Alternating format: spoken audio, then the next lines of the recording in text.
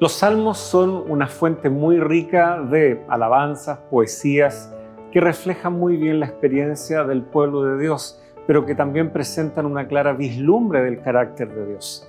Así que en este capítulo vamos a estudiar cómo la justicia de Dios, como el amor y el carácter de Dios están justamente al servicio, prestos para socorrer a un pueblo que orienta su vida hacia este Dios de amor.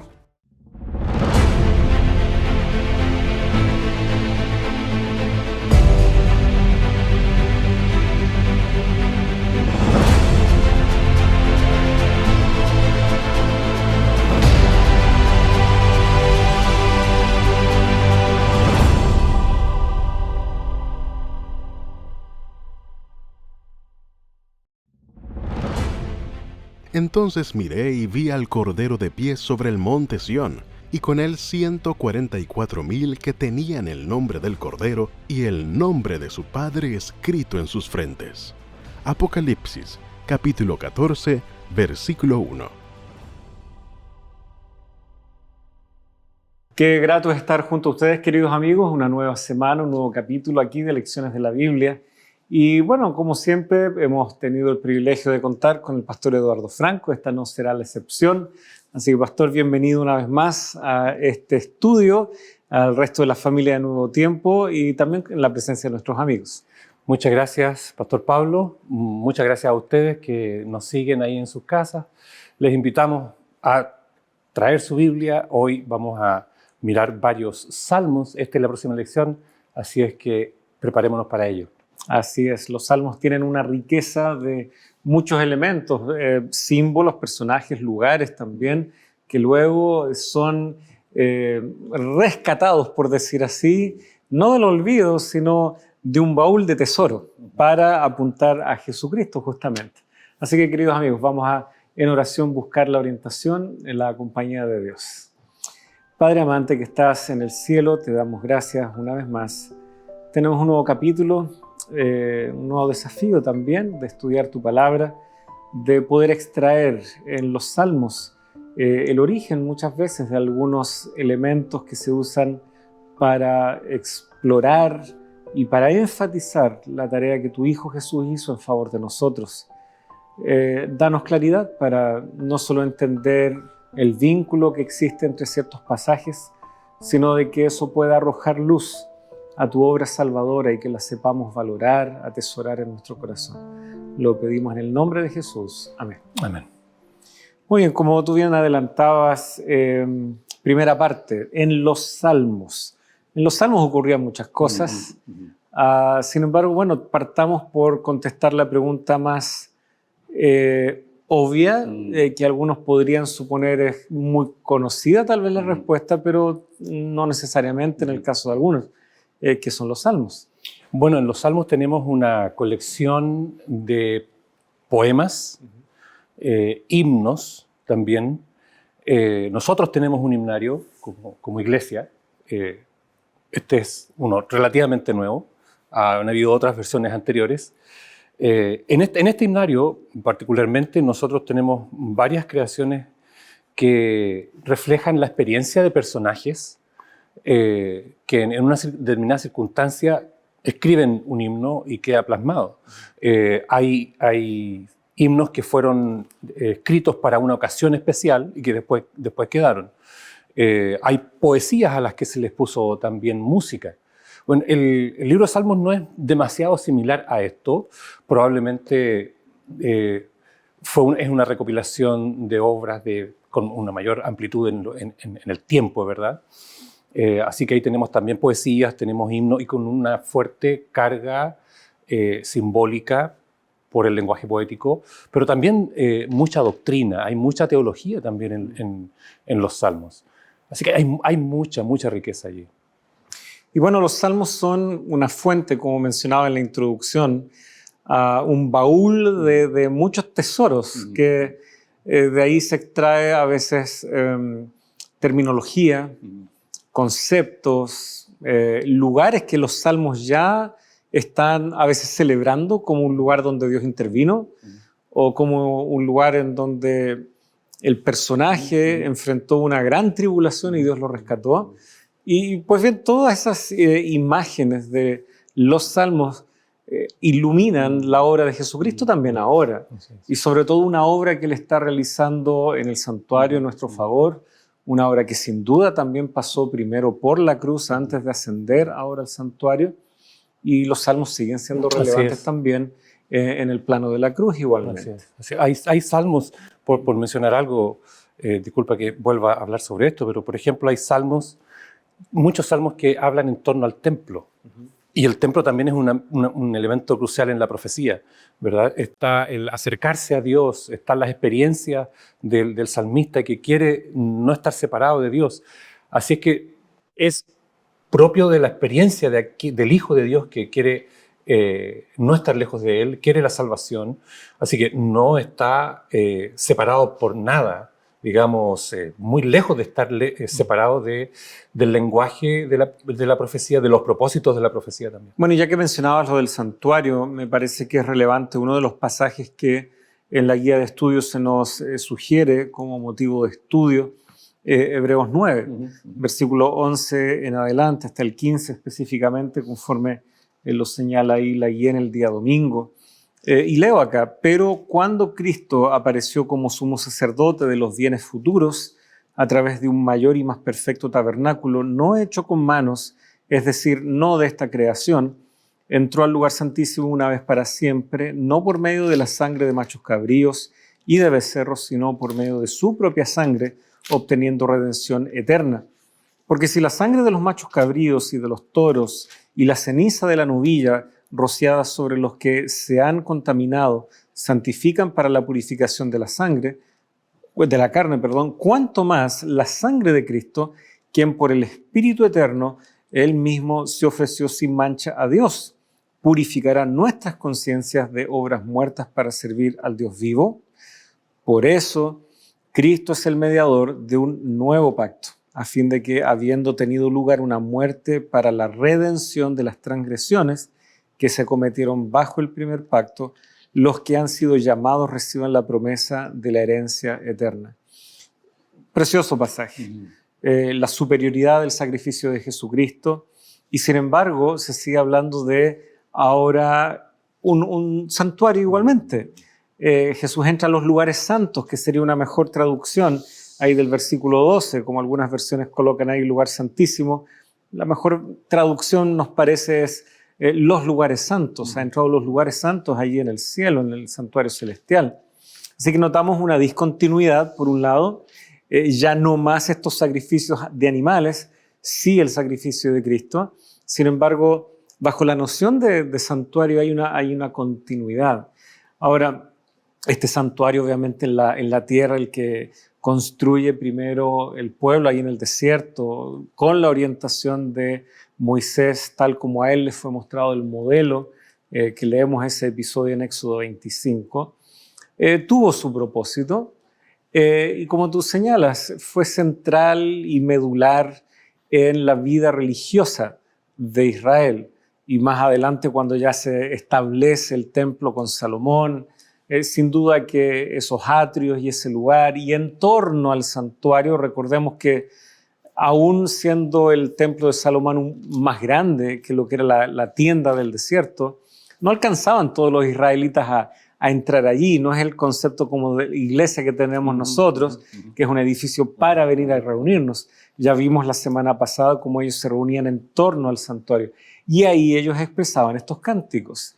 Ahí ellos comenzaron a justamente compilar con el tiempo, como tú bien señalabas, una serie de alabanzas, muchas compuestas por David, otras por Asaf, otros por los hijos de Coré y así. A lo largo del tiempo, parte de su culto, de su ritual, en donde el santuario era central. ¿Y qué era lo central del santuario? Cristo. Su sacrificio antes prefigurado y ahora inclusive bajo la noción del nuevo pacto, como señala este pasaje. Aunque miramos hacia el cielo, a la obra que Jesucristo realiza aquí, pareciera que estos cánticos y estos pasajes de los salmos nos siguen dando claras vislumbres de lo que Jesucristo hace por nosotros. No nos extraña entonces que cuando Juan ve las visiones en Apocalipsis de Jesucristo, del trono, ve elementos del santuario. En el capítulo 4, el arca. En el capítulo 1 es muy hermosa la visión de Jesucristo que anda entre los candelabros, ¿verdad? Y allí está andando, simbolizando a su iglesia, acompañándola a través del tiempo. Así es que Juan también tiene ahí en la visión del tiempo final, esta visión que es para el tiempo del fin, está también los elementos del templo allí, ¿no? Que también, por cierto, están muy presentes en los salmos como tú mencionas. Nosotros ya comentamos la semana anterior lo de habitar junto a Cristo.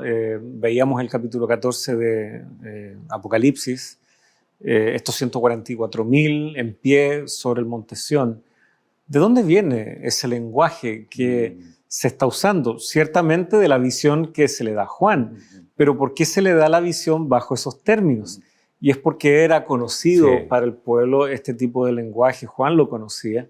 Y en efecto, el Salmo 15 lanza esta pregunta que ahora pareciera que Juan está diciéndonos, aquí está la respuesta definitiva para esta pregunta. Salmo 15, Señor, ¿quién habitará en tu tabernáculo? ¿Quién morará en tu santo monte? El que anda en integridad y obra justicia y habla verdad en su corazón, el que no calumnia con su lengua. Y bueno, ustedes amigos pueden seguir la lectura, es un salmo cortito de 5 versículos. Se parece mucho en principio a las cualidades que se describen de estos 144.000 en pie sobre el monte Sión. Son figuras que ellos conocían. Y qué hermoso ver de que, aunque los salmos fueron escritos con bastante anticipación a lo que es el libro de Apocalipsis, y este en particular siendo un salmo de David, se escribió 1000 antes de Cristo, tal vez, más o menos ahí, si no estoy equivocado en mi cronología. Ahí han transcurrido muchos años y más todavía para nuestro tiempo, y sin embargo esta pregunta sigue vigente. ¿Quién puede habitar con Dios? ¿Quién puede acercarse a sus atrios? Llegar ahí a ese monte Sión finalmente, que es la gran respuesta que vemos en Apocalipsis. Así que los salmos nos van ilustrando no solo la obra de Cristo, sino también ilustrando nuestra propia experiencia. Así es. En el Salmo 24 hay una suerte de respuesta que va a estar en varios salmos también. El versículo 3 en adelante, ¿quién subirá al monte de Jehová? ¿Quién estará en su lugar santo? Otra vez hace la misma pregunta. Y responde, el limpio de manos, el puro de corazón, el que no ha elevado su alma a cosas vanas, no ha jurado con engaño.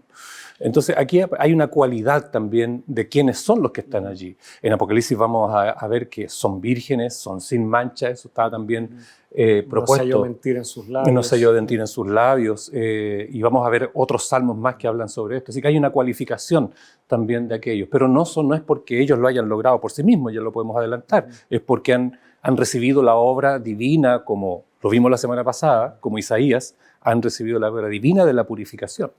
Y claro, uno ve estas cualidades, como tú señalabas. Aquí no se trata de que a veces lo logro. Y tal vez hasta por mis fuerzas alguien podría decir, no, lo logré. Me esforcé y hoy día no mentí. Al menos no que me hayan escuchado, al menos de labios para afuera.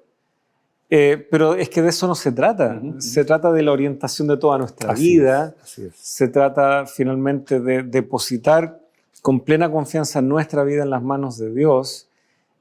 No basta aquí decir lo logré un par de veces o tal vez pequé toda mi vida y justo el año antes a mi muerte ahí me porté bien y como que eso borró todo lo anterior. Delante de la presencia de Dios, ya aludíamos al libro de la vida la semana pasada, hay registros de mi vida. Satanás está muy presto a enrostrar todos los pecados que yo he cometido y sin duda Jesucristo tiene una respuesta contundente para eso por lo que Él hizo en la cruz. Así es. Y a veces se nos olvida eso y decimos, no, es que yo me he portado muy, muy bien. Y por lo tanto hay que colocar el acento de dónde radica el poder aquí. Y el poder radica en que nos ofrece la solución. Así es. Jesucristo tiene el poder para salvar y Él tiene todo el poder del universo para aquello y lo ha vertido en su acción ahí en la cruz. Confundir y decir, no, el poder radica en el cambio que yo hago, el poder radica en que yo logré este cambio, el poder radica en que yo ahora estoy colaborando. Todo eso tiene su lugar, pero ¿dónde está el acento? ¿Dónde está la fuente de ese poder?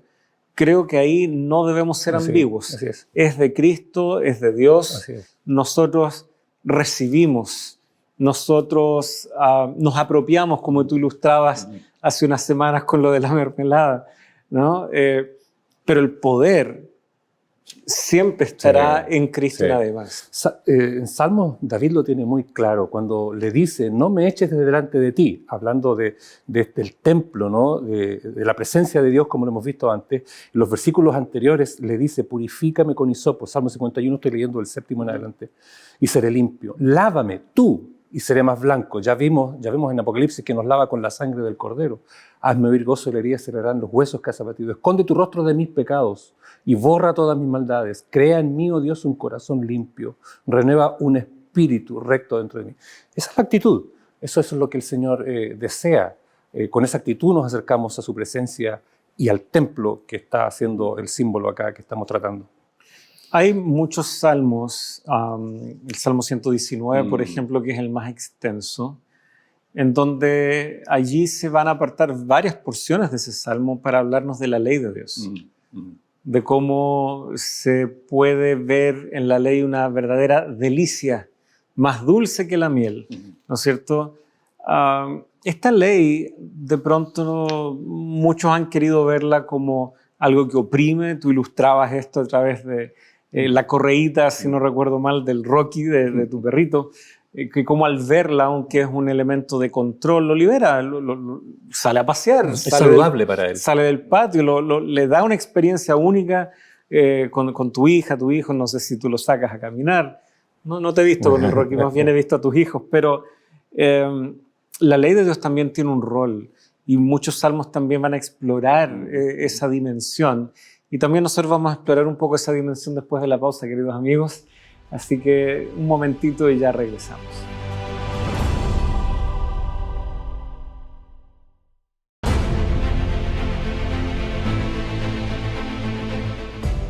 Gracias por permanecer junto a nosotros, queridos amigos. Y como es habitual en este segundo bloque, apartamos de tanto en tanto un tiempo para saludarlos, aunque sea a la distancia, pero nos agrada mucho saber que desde allí nos siguen y nos mandan sus saludos.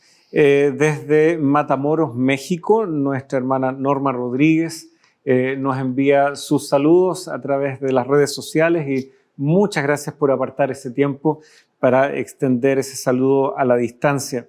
Desde Colombia, específicamente de Zaragoza, Mónica Martínez. Y desde Idaho, Estados Unidos, Gladys Funes, quien agradece también por la explicación de la lección. Alejandro Astudillo, quien nos saluda desde la Iglesia Central de Quilpué, eso está aquí en Chile. Y también Antonio Muñoz, que desde Santiago también nos hace llegar sus saludos. Un saludo también muy especial, quedé con el compromiso de entregar este saludo a un grupo de tesoreras y tesoreros de la Asociación Metropolitana de Chile que estaban en Chillán ya hace varias semanas atrás. Gracias también por ese compromiso que ustedes tienen con la iglesia, manteniendo muy bien el registro financiero y manteniendo saludable eso que es tan importante y vital también en la iglesia. Fue un gusto poder encontrarme junto a ustedes, así que desde aquí reciban un fuerte abrazo y también un saludo a los demás que tal vez no estaban aquí con ustedes, pero que realizan también esa misma tarea. Un lindo ministerio y muchas gracias por aquello. Estábamos hablando entonces antes del quiebre sobre la ley, como los salmos también nos retratan esto que es muy importante, y es importante porque es un fiel reflejo del carácter de Dios. Ya hemos visto el capítulo 14 de Apocalipsis, en donde se describe a un grupo como teniendo aspectos que son, los podemos unir, vincular con aspectos del carácter de Dios. Han podido replicar algunos, han podido recibir de parte de Dios esa transformación en su carácter. La pregunta es, bueno, ¿qué rol ocupa la ley? Porque de eso dijimos que íbamos a hablar. ¿Qué tiene que ver la ley con el carácter y con este grupo? Hay tal vez, antes de aquello, cuando el Señor se revela a Moisés, ahí en Éxodo 33, ¿ya? Nosotros podemos leer del versículo 19 en adelante. Le respondió: yo haré pasar todo mi bien delante de tu rostro y proclamaré el nombre de Jehová delante de ti y tendré misericordia. Entonces, cuando el Señor se le revela a Moisés, en el momento en que le entrega la ley también, Él se revela a Moisés y le dice que pasa el nombre, y entonces están las características de Dios. Entonces, el nombre de Dios, para precisar, no es un sustantivo propio por el cual se llama a cualquier persona, es la descripción de su carácter. Ese es el nombre. Y entonces cuando los hijos de Dios tienen el nombre de Dios escrito en sus frentes, no es solo un sustantivo propio, también está significando que está en ellos el carácter de Dios en sus vidas. Y allí, por eso entonces es que ellos guardan los mandamientos, porque obedecen a Dios, cumplen su voluntad. Y por eso se los puede describir como puros. Tú también rescatabas esta noción de vírgenes, que bueno, en el simbolismo de Apocalipsis no tiene nada que ver con abstinencia de no haberse casado. Que no han sido infieles. Claro, han sido fieles en cuanto a lo religioso, ya que en el Antiguo Testamento muchas veces la promiscuidad sexual justamente era usada como una forma de hablar de la idolatría y de darle la espalda a Dios. Este texto de Éxodo 33 es muy llamativo. Algunos lo encuentran como que por primera vez está asomándose una declaración como esta en donde Dios hable de sí mismo, porque todo indica que es Dios el que está refiriéndose a sí mismo, hablando de su nombre y lo que esto implica, ¿no es cierto?, respecto a la misericordia, que luego pasa a explicar, etc. Pero no es primera vez en realidad. Si uno piensa, y aquí como una forma de memorizar, este es el capítulo 33. Bueno, en el capítulo 3 de Éxodo, Dios ya se le ha presentado a Moisés y la pregunta es, bueno, ¿y cuando los israelitas me pregunten, ¿quién te envía? ¿Quién? Bueno, diles, yo soy el que soy. Yo soy el que soy, te envía. Él ya se está presentando bajo ese nombre en esa oportunidad. Y luego ya comienza a sumarse el nombre Jehová como el Dios del pacto, el que estableció el pacto con ellos, en el libro de Éxodo. Por lo tanto, cuando nosotros ya llegamos al capítulo 33, no debiera parecernos algo extraño que Dios esté hablando de su nombre y lo que esto implica y cómo Él debe ser conocido y no como nuestra intuición busca conocerlo. Y me parece que eso es muy relevante aquí, porque la definición que hace Dios respecto a sí no es la que muchos tienen hoy. Porque Satanás ha sido muy ávido en querer tergiversar justamente su carácter. Y al tergiversar el carácter de amor y de justicia de Dios, también se tergiversa nuestra comprensión de cómo ese carácter es expresado en la Biblia, y entre ellos a través de sus mandamientos. Los mandamientos son un claro reflejo de cómo Dios concibe nuestro valor, cómo Él concibe la creación que Él ha creado, pero también los primeros mandamientos tienen que ver con Él. Así es. Tienen que ver con el lugar único que Él debiera tener para que todas las bendiciones que Él está dispuesto a darnos las podamos recibir y no se vean truncadas. Por lo tanto, en esta declaración en donde Dios se presenta, comienzan estos primeros diálogos, hasta que finalmente en el capítulo 34 viene esta revelación de su nombre, expresado en un carácter de justicia, de misericordia, que tampoco pasa por alto el pecado, sino que también puede corregirlo, puede llamar eso a ser ajusticiado, digámoslo así. Necesitamos a un Dios así, que no solo se acomode a cuando nosotros pedimos otra oportunidad y que la podamos estar pidiendo eternamente, tal vez no. Qué bueno que Dios también se manifiesta con justicia respecto a la maldad, para que eso ponga un fin en plazos que Él conoce a este que es el flagelo del pecado y la muerte en la que nos encontramos.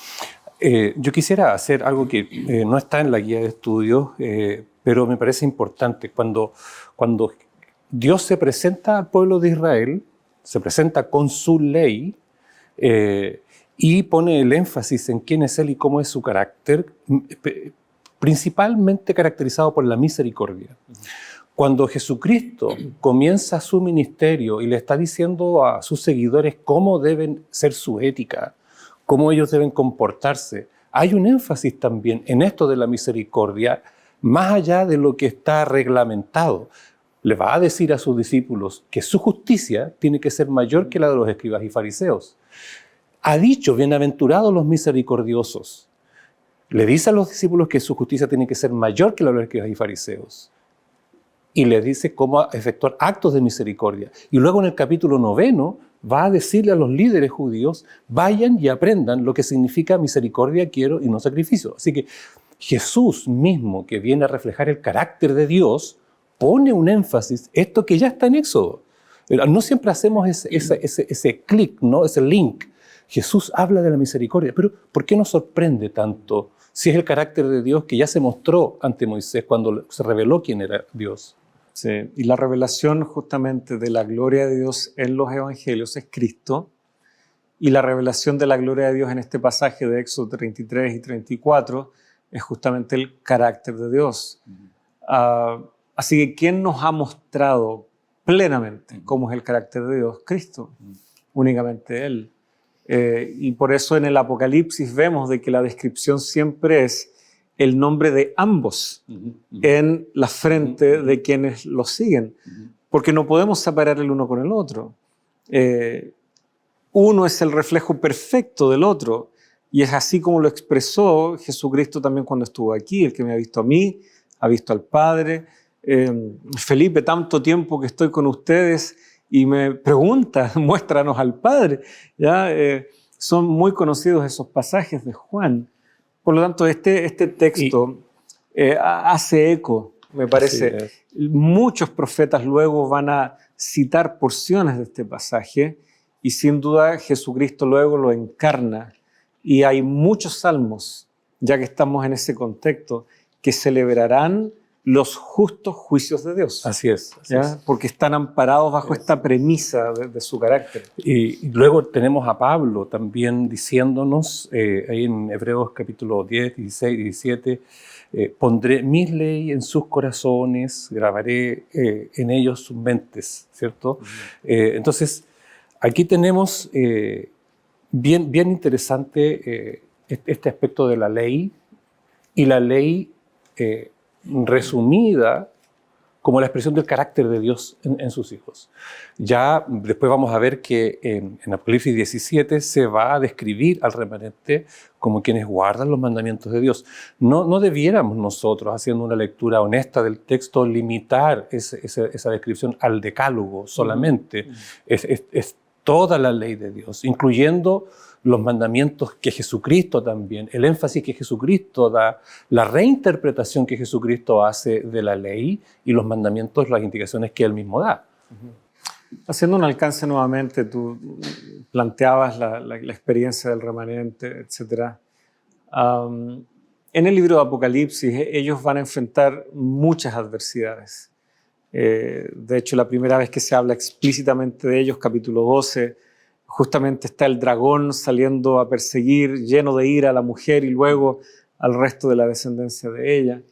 Me parece de que esta idea del justo, de este que busca a Dios y su justicia, por tomar prestado el lenguaje del Sermón del Monte, sin duda que era un motivo ya presente en los Salmos. El Salmo 5, que es otro que se nos guía a revisar en este caso, presenta, y cada Biblia puede variar, pero cada editorial de la Escritura a veces coloca ciertos títulos al inicio de cada capítulo. Esos títulos no estaban ahí en el texto, pero es una ayuda editorial que muchas Biblias contienen. Y el Salmo 5, al menos en la que tengo yo acá, dice oración pidiendo protección de los malos. Y claro, es un buen resumen del contenido. Pero ¿cómo es que el justo es protegido en última instancia? Porque vemos que igualmente hay justos que mueren muertes injustas, que mueren a veces en manos de sus perseguidores. Y es solo mirar la historia del cristianismo y ver que esto no es algo nuevo.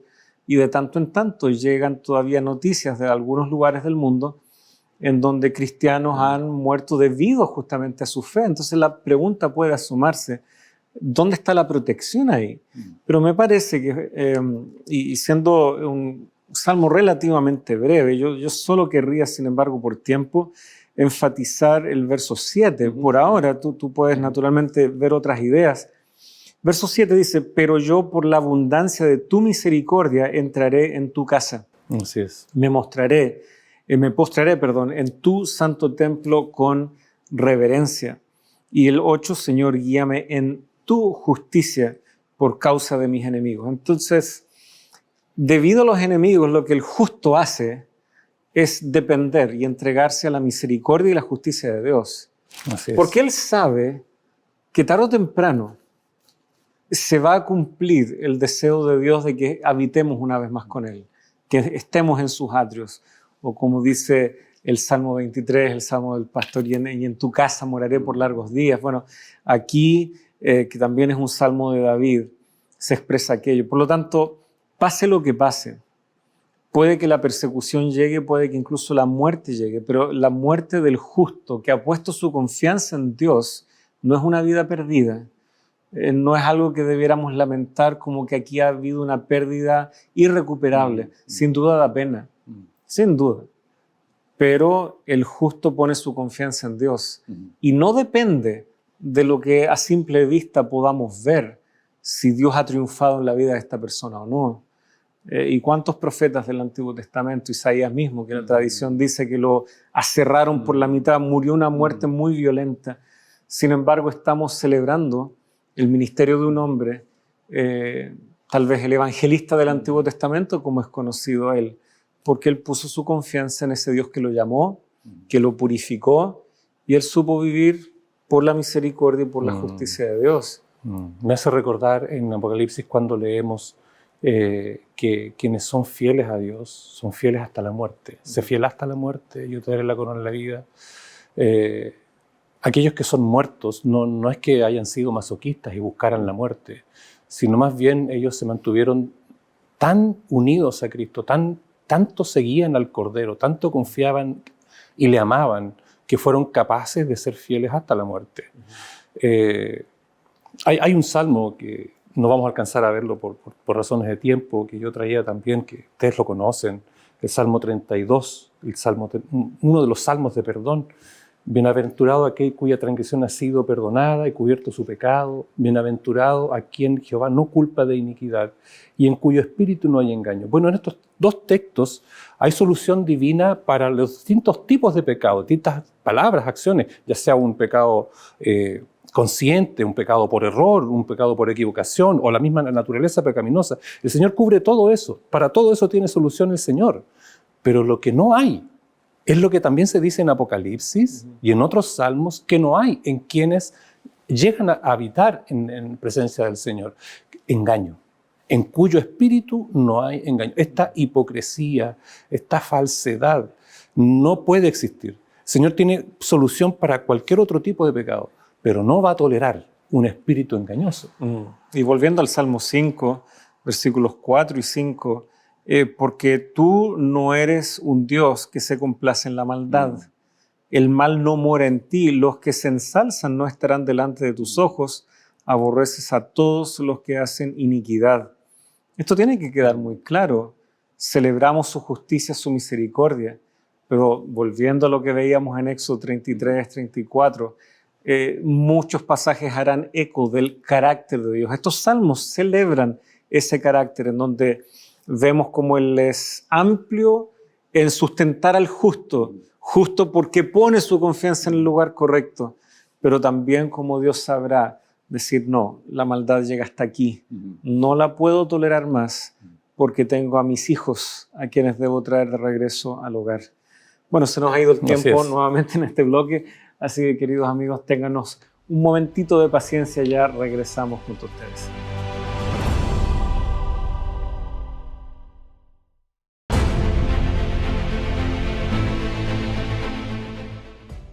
¿Alguna vez te has preguntado cuál es el poder de la oración? ¿Cómo debes orar?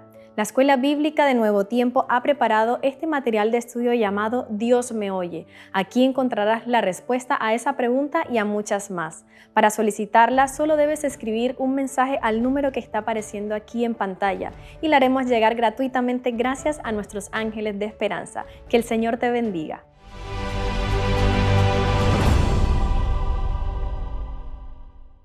Ya estamos de regreso, queridos amigos, estamos en nuestro último bloque, así que vamos a tratar de apurarnos con algunas ideas, no tanto para no pasar por alto algunas ideas que son importantes.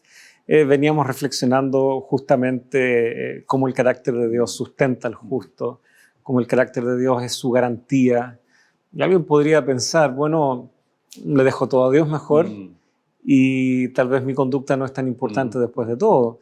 Tal vez hay que aclarar algunas cosas en eso. Sí, sí. Ahí, para quienes tienen su guía de estudios, justo al final de lo que está en el día, bajo el día martes, aparece una pregunta que me parece muy interesante. Si somos salvos por la fe y no por la ley, ¿cuál es entonces la importancia de la ley de Dios? Bueno, primero es una característica de quienes siguen al Señor, es una característica del remanente, y no solo el remanente, de todo aquel que quiera seguir al Señor de verdad y honestamente, va a querer serle obediente. Es el resultado de una adoración amorosa. Eso es una evidencia de nuestra obediencia y fidelidad a Dios y a la palabra de Dios. Entonces, primero es una característica, y no hay que desconocer que el proceso de santificación es parte de la experiencia real de la salvación. Así es que no podemos nosotros decir, no, yo soy salvo gracias a Dios y no importa cómo viva. No, porque el rol de nuestra obediencia no tiene que ver con ganar la salvación, sino tiene que ver con cómo me relaciono con aquel que me quiere salvar. Una persona lo ilustraba de esta manera. Si la lluvia fuese las consecuencias de nuestro pecado, entonces un paraguas grande que nos cubre la justicia, la vida y la justicia de Cristo y su muerte en la cruz nos cubre de esas consecuencias. Nosotros no recibimos, la recibió Cristo. Bueno, entonces está nuestra obediencia. Nuestra obediencia es quedarnos debajo del paraguas, asirnos de Cristo y no salirnos de la esfera del Señor. Entonces ahí somos obedientes. O sea, como una forma de relacionarnos con Dios. Pero esa obediencia no es perfecta de un momento a otro, no nos da la salvación. Esa obediencia va a ser progresiva y finalmente va a ser completada. Nosotros no alcanzaremos la perfección hasta que no seamos transformados. Y Filipenses es muy claro, esa transformación final será cuando Jesucristo vuelva. Sin embargo, no podemos desconocer que una vida caracterizada por la obediencia es parte real de la experiencia de aquel que entrega su vida al Señor y vive para Él. Y me parece que es muy prudente señalar que esos plazos, como los desconocemos, cuando viene Jesús, desconocemos aquello, es un tanto imprudente pedir en plazos nuestros. No, te doy 5 semanas para que se note que eres un cristiano. No, ya van 3 semanas y no se nota.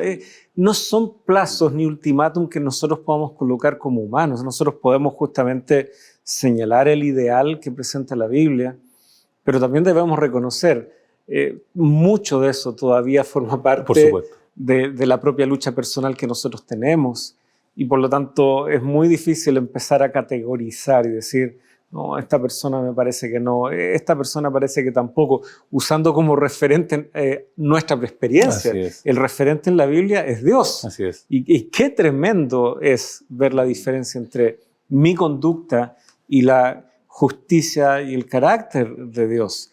Ahí no hay punto de comparación. Es muy claro. Y Pablo ya lo ha dejado muy claro en el capítulo 5 de Romanos, versículo 18, 19, que es por su obediencia por la que somos considerados justos. No es por nuestra obediencia, es por la obediencia de uno.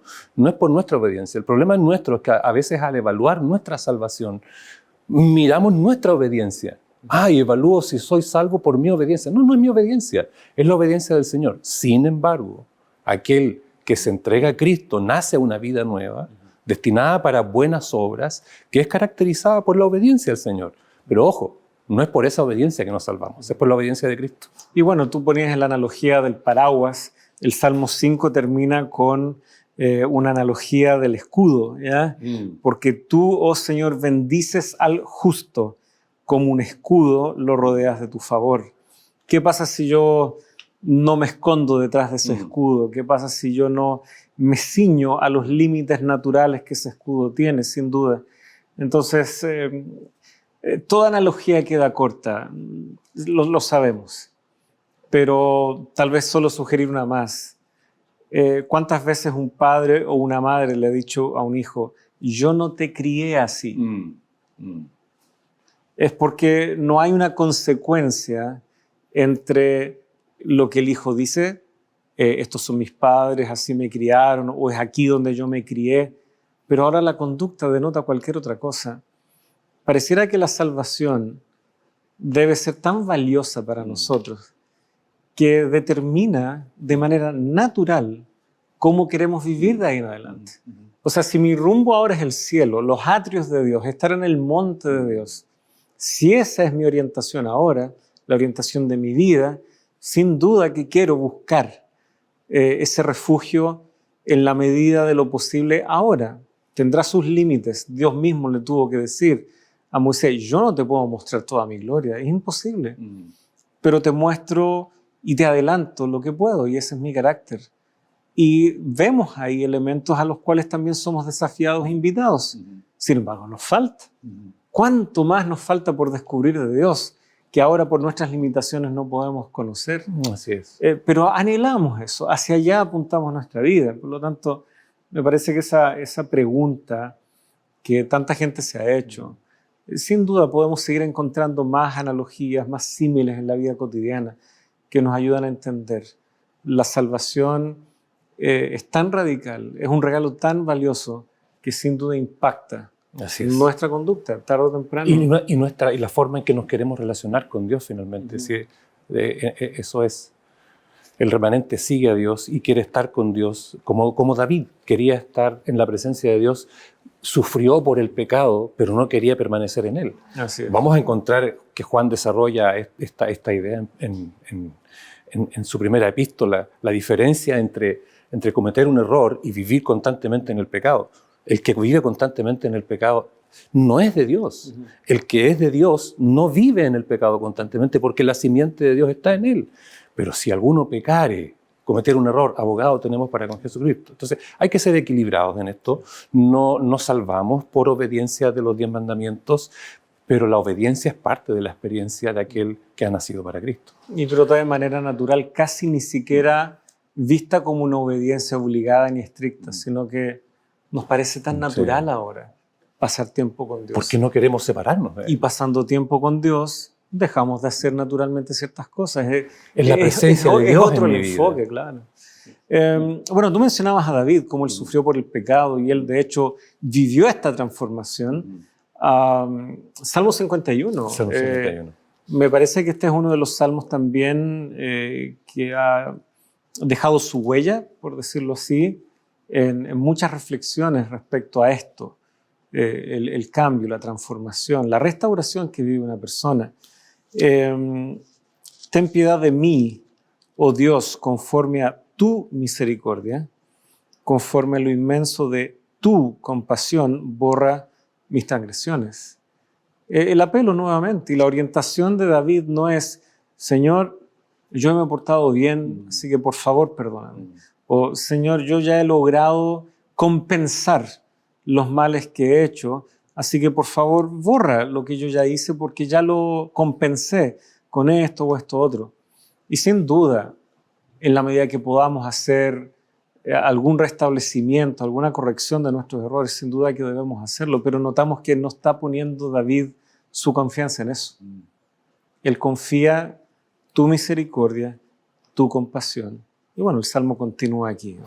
La obra de que Dios lo lava, lávame y seré más blanco que la nieve, el versículo 7, esconde tu rostro de mis pecados. Va incluso a estar aquí presente la nueva creación, una criatura nueva, una vida nueva. Crea en mí, oh Dios, un corazón limpio, renueva un espíritu recto de mí.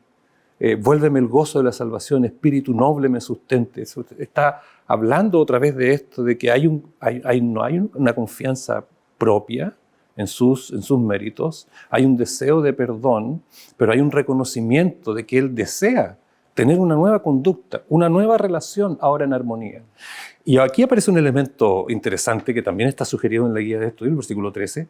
Entonces enseñaré a los transgresores tus caminos, y los pecadores se convertirán a ti. Me recuerda cuando Dios le dice a Jeremías en el capítulo 15, Jeremías le reclama a Dios, ¿acaso vas a hacer como cosa ilusoria para mí, como cosas que no son estables, aguas que no son estables? Y sorprendentemente Dios le responde a Jeremías y le dice, si te conviertes, yo te restauraré. ¡Wow!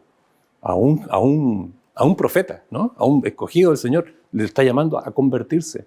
Si te conviertes, yo te restauraré. Estarás delante de mí. Otra vez el tema de la presencia. Y serás como mi boca. Y ahora le dice, conviértanse ellos a ti y no tú a ellos. Y aquí está otra vez, en este salmo hermoso, hablando de la misión, ¿no?, que recibe y a la cual está él presto y deseoso de responder. Porque entonces cuando experimente esto, va a enseñar a los hombres la justicia de Dios. Va a ser un transmisor de la salvación y de la justicia del Señor. Creo que es muy potente el testimonio de alguien que ha visto y experimentado la restauración de Dios. Algunos pueden contar, a veces con mucha emoción, profunda emoción, yo antes vivía así, conocí a Jesucristo y ahora vivo de esta otra manera. Y esa fórmula tan básica es un testimonio poderoso. Hay mucha gente que dice, no, es que yo no sé dar estudios bíblicos, yo no sé hablar de Dios. Tal vez, en cuanto a lo formal, tal vez no se saben varios versículos de memoria, tal vez no. Puede ser, quiero tal vez entender de que a eso se refieren, pero a nadie se le priva el privilegio que aquí David nos está ejemplificando, que habiendo caído, podemos contar cómo Dios nos restauró, que habiendo estado perdidos, Dios nos encontró y nos ha puesto en su sendero. Podemos hablar de eso, es nuestra experiencia. Nadie conoce mejor esa experiencia humanamente hablando que nosotros. Y la puedo contar con toda autoridad. A veces se piensa de que para hablar respecto a la restauración necesariamente tenemos que haber caído. Y tampoco ese es el ideal. De hecho, los salmos lamentan profundamente el haber caído. Hay muchos que destacan aquello. Por eso ahora, versículo 14, líbrame de delitos de sangre. O sea, ya no quiero nunca más estar en esto. Y ojalá nunca haber cometido un pecado tan atroz como el de David, que mató, tomó la mujer ajena, etc. Sin duda, eso idealmente nunca debiera haber ocurrido. Pero bueno, ya que ocurrió, esa restauración le da a él una plataforma. Pero muchos podemos también idealmente aspirar a que, no habiendo gustado todo lo que el pecado nos insinúa, todo lo que el pecado nos invita a hacer, hablar desde la experiencia de cómo hemos podido tal vez resistir, cómo hemos podido todavía en nuestra humanidad y fragilidad lograr ciertos aciertos también. Creo que eso igualmente es válido, pero si hay algo, tal vez este paraguas que tú decías lo voy a usar si hay un paraguas que realmente nos cubre a todos, es que nadie habla desde su perfección, nadie habla desde su justicia propia. Los pecados pueden variar de persona en persona, pueden desde la mirada humana ser más graves unos que otros. No denostemos al que cayó y cayó profundo y mal y ha sido restaurado, como tampoco denostemos al que al parecer ha tenido una vida tranquila, buena, que al parecer no ha hecho nada.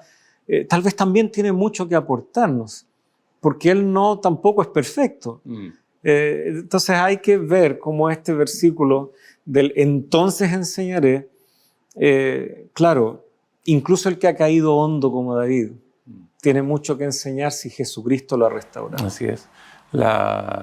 En Apocalipsis capítulo 12, después de la batalla, viene la salvación.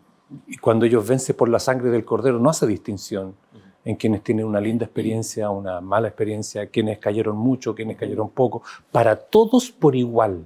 Todos están en la misma necesidad. Todos están en la misma necesidad y todos reciben la salvación de igual modo gracias a la sangre, a la sangre del Cordero, por medio de a causa de la sangre del Cordero en realidad. Y vemos nosotros también aquí al remanente, luego caracterizado por supuesto por la obediencia. Ellos han recibido la salvación, los caracteriza una vida de obediencia. Y ahora que han sido salvados, se les es entregado, como vemos nosotros en el capítulo 14, el Evangelio eterno para predicarlo. Y lo que tienen que anunciar, otra vez como dice acá el salmista que vamos a ver, entonces enseñaré a los transgresores. Ahora aquí, este cuerpo, este pueblo, este grupo de creyentes que ha sido rescatado, ha sido redimido por la sangre del Cordero, está caracterizado por la obediencia también, pero confiando solo en la sangre del Señor para su salvación, ahora se le entrega la misión de comunicar el Evangelio. Me hace recordar, solamente por mencionarle, la historia de Segunda de Reyes, cuando está sitiado el pueblo de Israel, llevan días de hambruna, la gente muriendo de hambre. En Segunda Reyes usted lo puede revisar en casa, 7 por razón de tiempo, no lo vamos a ver ahora. Pero unos leprosos van al campamento cuando el Señor hace el milagro, se retiran los ejércitos enemigos y dejan sus campamentos con sus comidas y todo allí. Comienzan a saciarse, hasta que se dicen uno al otro: estamos haciendo mal. Hoy es día de muy buenas nuevas y nosotros estamos guardando esto para nosotros. Entonces fueron y le dijeron al rey, dieron voces para dar la buena noticia de que ya no había peligro y que había alimento, no necesitaban seguir muriendo. Y así nosotros, los que hemos experimentado también la salvación, los que hemos experimentado el llegar a confiar en Jesucristo para nuestro perdón, somos llamados también, como el salmista dice, a enseñar a los transgresores y aquí a predicar el Evangelio. Y somos invitados a no guardar silencio, sino a comunicar las buenas nuevas de salvación. Me parece que es un llamado para nosotros este pasaje de David, que invita a que nosotros también podamos unirnos a enseñar a los transgresores el Evangelio de Jesucristo, y que está predicho también en Apocalipsis para que lo hagamos de ese modo y anunciar el Evangelio eterno. Así es que si ese es su deseo, si ese es el deseo de su corazón, poder comprometerse también con la predicación del Evangelio, les invito a orar. Amoroso Padre Celestial, gracias por el Evangelio. Gracias por Jesucristo nuestro Salvador. Gracias porque solo gracias a Él podemos ser salvos, podemos acercarnos al trono de la gracia. Y ayúdanos, Señor, para comprometernos en esta misión entregada a este grupo especial y predicar el Evangelio eterno, las buenas nuevas de salvación, gracias a Jesús, a quienes perecen lejos de ti. Úsanos, Señor, con tu Espíritu. Lo rogamos en el nombre de Jesús. Amén. Amén. Muchas gracias por la invitación, el desafío, y queridos amigos, será hasta un próximo capítulo para seguir estudiando juntos lecciones de la Biblia.